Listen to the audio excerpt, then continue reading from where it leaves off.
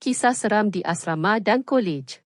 Kisah ini terjadi tahun 2008 atau 2009. Lepas SPM, aku dapat tawaran sebuah kolej swasta daerah Selangor.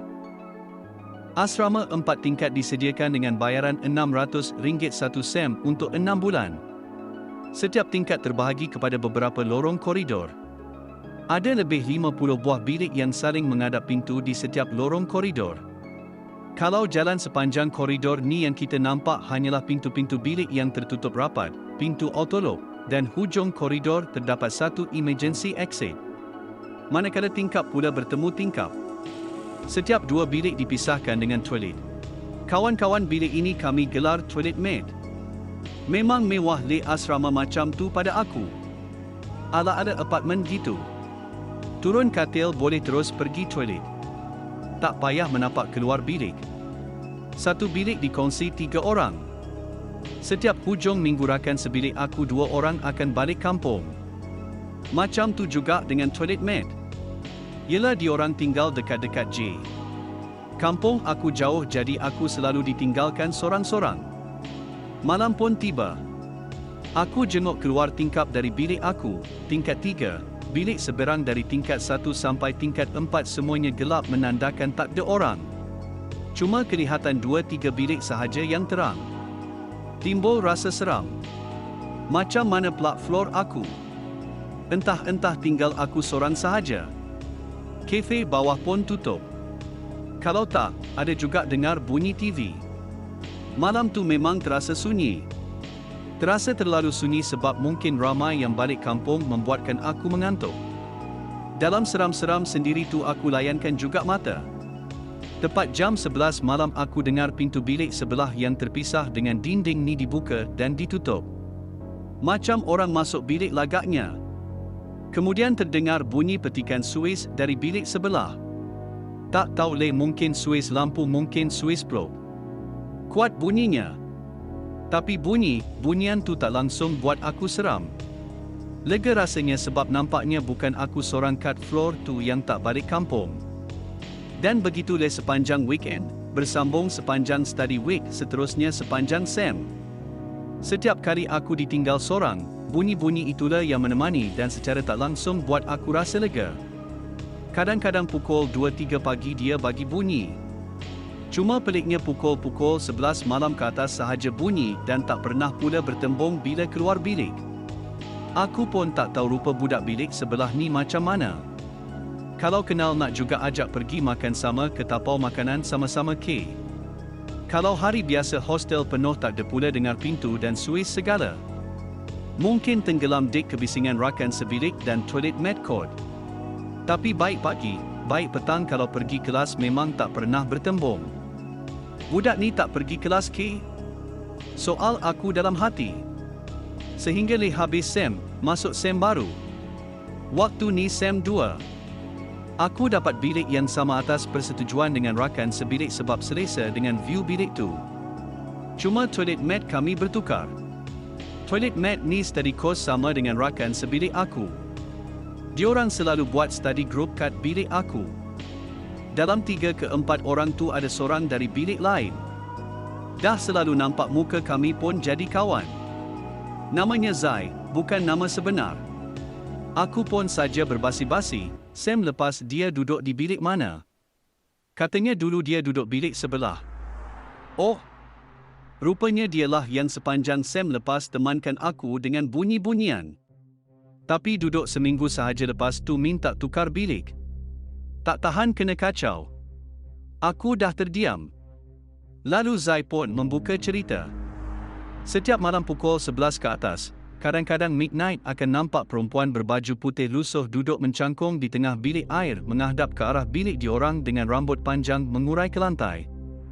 Walaupun pintu yang memisahkan pintu toilet ditutup, diorang tahu dia ada di situ. Sanggup pergi bilik kawan kat floor bawah tumpang toilet kalau dah tengah malam. Lepas cerita macam tu pada warden bagi pindah dan tutup bilik tu tanpa penghuni. Toilet mate diorang pun pindah sama. Dan rakan sebilik aku pun mengiyakan yang kawan dia tu memang pindah bilik. Jadi, tahulah aku siapa yang teman aku dengan bunyian sepanjang semester lepas.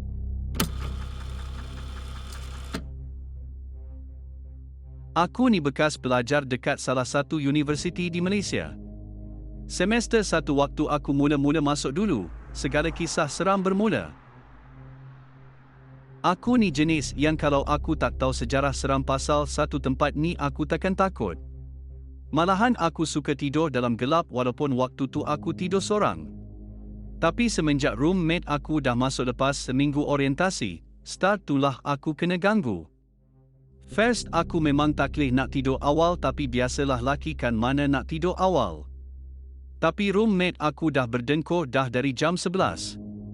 Dekat nak pukul 4 pagi macam tu, aku dah start ngantuk so aku nak tidurlah. Waktu aku baring tu, aku libas selimut. Bila selimut dah jatuh kat badan aku, serta-merta aku nampak ada satu penampakan warna hitam, besar dan berbulu macam melompat keluar tingkap sebab katil aku sebelah tingkap and benda tu macam pijak kaki kiri aku. Terus kejang kaki aku. Aku dah gelabah nak mampus. Panggil roommate pula dia dah tidur mati. Aku panggil kawan aku dari bilik sebelah datang kat aku tapi aku tak bagi tahu sebab aku panggil dia.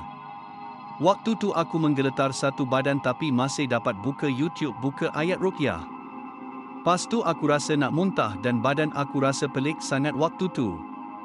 Sampai je kawan aku kat bilik aku, dia cakap ada benda kat dalam bilik ni.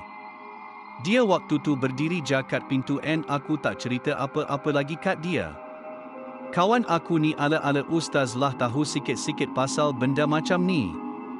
Dia datang dekat aku tiba-tiba rasa nak mengamuk tapi dia ada baca sesuatu pas tu aku rasa okey. Aku pun tak tahu macam mana dari nak mengamuk jadi okey terus. Member aku cakap lah benda tu dah lama nak try masuk badan aku melalui kaki. Sebab aku tak cover kaki aku pun waktu tu faham lah kan lelaki dalam bilik pakai boxer je.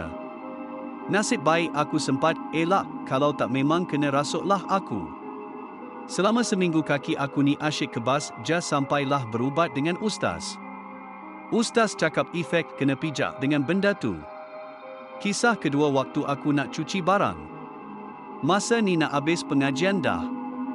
Malangnya mesin basuh kat blok aku ni rosak so kena pergi blok sebelah yang jarak perjalanannya 5 minit berjalan kaki tapi gelap. Tengah basuh pakaian tu aku naiklah bilik jap sebab malas nak tunggu. Baik aku sambung main game. Main game buka spek lah kan. Since aku dah letak timer selama 1 jam untuk siap kering habis semua, aku pun terleka main game. Lepas 1 jam, phone berbunyi menandakan kena ambil baju. Waktu tu hati aku berat sangat nak pergi tak tahu kenapa. Tapi aku pergilah juga tapi tak pakai spek waktu tu. Cari nahas jalan dalam gelap tak pakai spek dah lah rabun jauh. Nasib baik tak ada terserempak apa waktu jalan tu. Dah sampai tempat basuh baju tu, tengah aku sibuk masukkan baju dalam baldi, aku ternampak macam ada seorang kakak tengah berdiri kat tempat parking motor. Aku pun apa lagi pergilah dekatkan diri ke kakak tu sebab nak tengok je. Satu keputusan yang agak bangang di situ. Tapi aku tak pergi dekat sampai sana sebab aku dah macam pelik. Bulu roma aku dah meremang waktu tu tanpa ku ketahui asbabnya. Balik je aku ke bilik. Kawan aku dari wing sebelah lain, blok sama dengan aku, berlari pergi bilik aku. Dia tanya kenapa aku pergi dekat dengan benda yang aku tengok tu. Aku cakaplah sebab tak jelas takut ada perempuan masuk blok laki kan.